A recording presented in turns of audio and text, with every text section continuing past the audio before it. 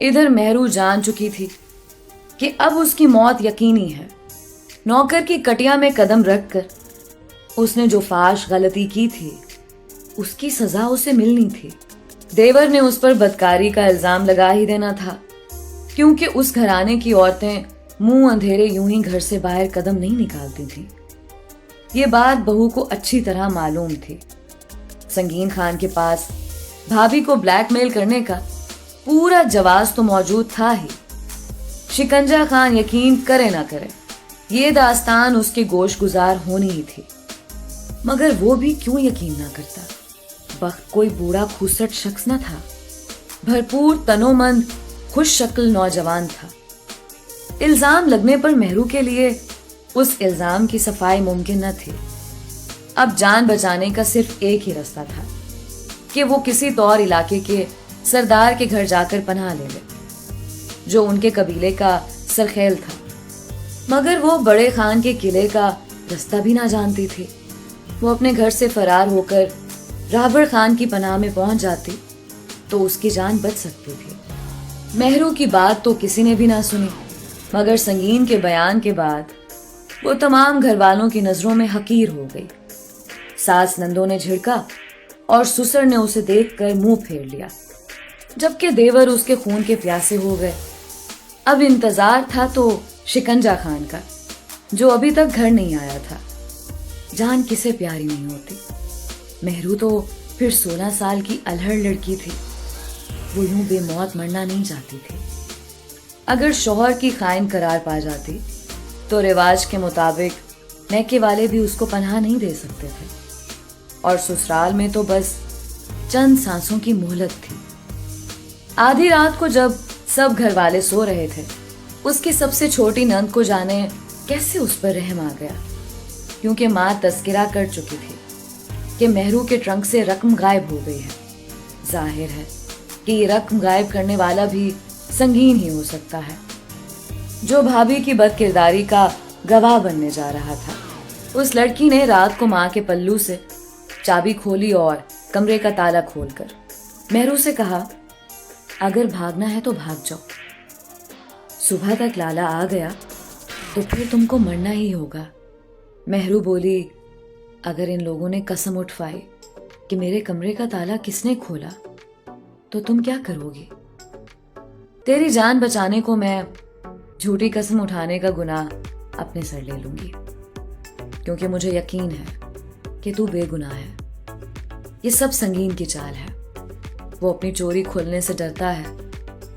مہرو نے نند کے ہاتھ چوم لیا، تب وہ بولی، تم دروازے سے نہیں نکلنا، تم تاکی سے کسی طور نکلو اور میں اپنے قدموں کے نشان مٹاتی ہوں۔ یہ تاکی ایک چھوٹی کھڑکی تھی جس کو باہر سے زنجیر ڈال دی گئی تھی۔ نند نے زنجیر کو کھول دیا اور مہرو کے باہر نکلنے میں مدد کی۔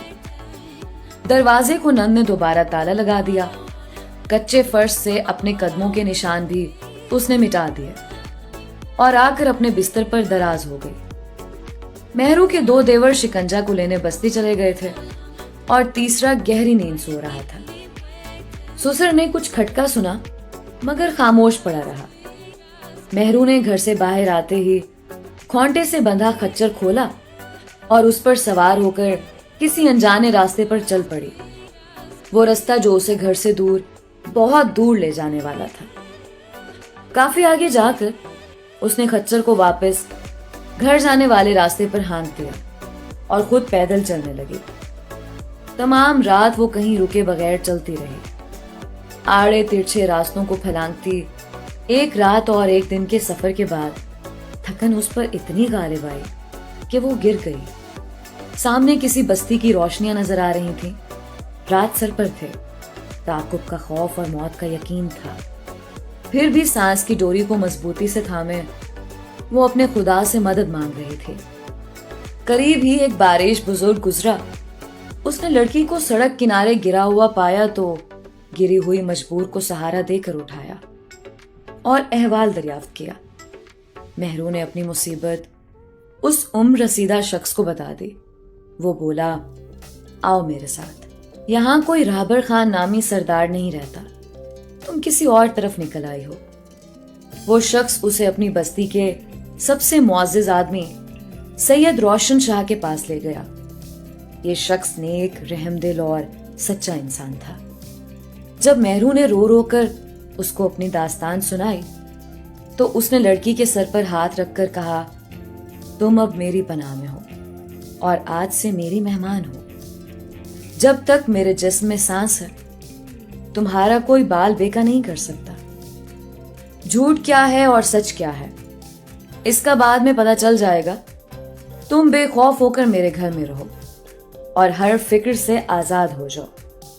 جب مہرو کے فرار کا علم اس کے ساس، سسر اور دیور کو ہوا تو انہوں نے منادی کرا دی کہ مہرو پر بدکاری کا الزام تھا، سو اسے قبل کہ اس کا شوہر آتا اور وہ خائن ثابت ہوتی وہ پہلے ہی بھاگ نکلی، سو اب اس کا قتل قبیلے کے ہر فرد پر واجب ہو گیا ہے۔ وہ جس کو بھی کہیں مل جائے اسے ہلاک کر ڈالے۔ یہ اعلان سنتے ہی بستی کے چند جوشیلے نوجوان غیرت کی آگ میں جل اٹھے۔ تبھی شکنجہ خان بھی بھائیوں کے ہمراہ بستی آ پہنچا۔ یہ نوجوان اس کے ہمراہ اسلحے سے لیس ہو کر مہرو کی تلاش میں روانہ ہو گئے۔ کچھ دنوں کی بھاگ دوڑ کے بعد پوچھتے پاچھتے بالآخر وہ سید صاحب کے پاس پہنچ گئے۔ انہوں نے سید صاحب سے کہا کہ مہرو ہماری مجرمہ ہے، لہٰذا اس کو ہمارے حوالے کر دو کہ ہم اس کو اپنے قبیلے کی ریت رواج کے مطابق سزا دے سکیں۔ سید صاحب نے ان کو بہت سمجھایا اور احکام خداوندی بھی سنائے، مگر وہ کسی طرح قائل نہ ہوئے۔ آخر اعلان جنگ ہو گیا اور دونوں طرف کے مرد کام آ گئے۔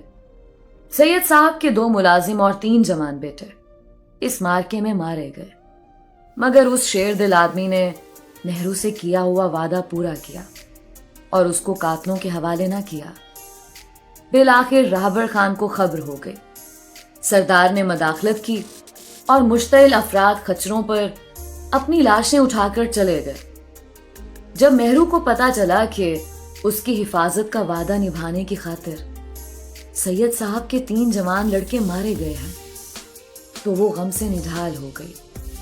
اس نے سوچا کہ اس کو ابھی اور اسی وقت سید صاحب کے گھر سے چلے جانا چاہیے، ورنہ وہ لوگ اس کو حاصل کرنے دوبارہ آئیں گے۔ وہ سید صاحب سے اس قدر شرمندہ تھی کہ ان کو اپنا منہ دکھانے کا حوصلہ بھی نہ تھا کہ اس کی وجہ سے ان پر اتنی بڑی قیامت ٹوٹی تھی۔ وہ اسی وقت گھر کے پچھلے دروازے سے نکل کھڑی ہوئی۔ گھر میں کوہرام مچا ہوا تھا، کسی کو اس کے چلے جانے کا ہوش نہ تھا۔ عصر کے بعد کا وقت تھا، شام سر پر تھی جب وہ سید روشن صاحب کے گھر سے نکلی تھی۔ سمجھ نہ پا رہی تھی کدھر کو رخ کرے۔ دنیا اس پر تنگ ہو چکی تھی اور زندہ رہنے کے تمام راستے مسدود ہو گئے تھے۔ موت کی پرچھائی کے خوف سے تو مر جانا ہی بہتر تھا۔ وہ نہر کے قریب پہنچی اور اس میں کود کر جان دینے کا فیصلہ کر لیا۔ تبھی اس کی نظر ایک شخص پر پڑی جو نہر کے کنارے سجدہ ریز تھا۔ اس نے سجدے سے سر اٹھایا تو مہرو کو دیکھا کہ وہ ندی میں کود جانے کو پر تول رہی تھی۔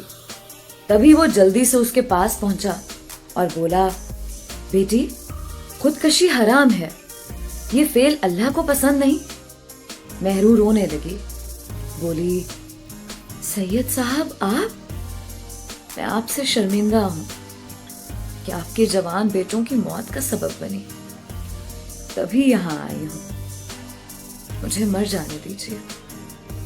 سید صاحب نے جواب دیا، مہرو بیٹی، موت تو ہر کسی کو آنی ہے، مگر شہادت کسی کسی کو ملتی ہے۔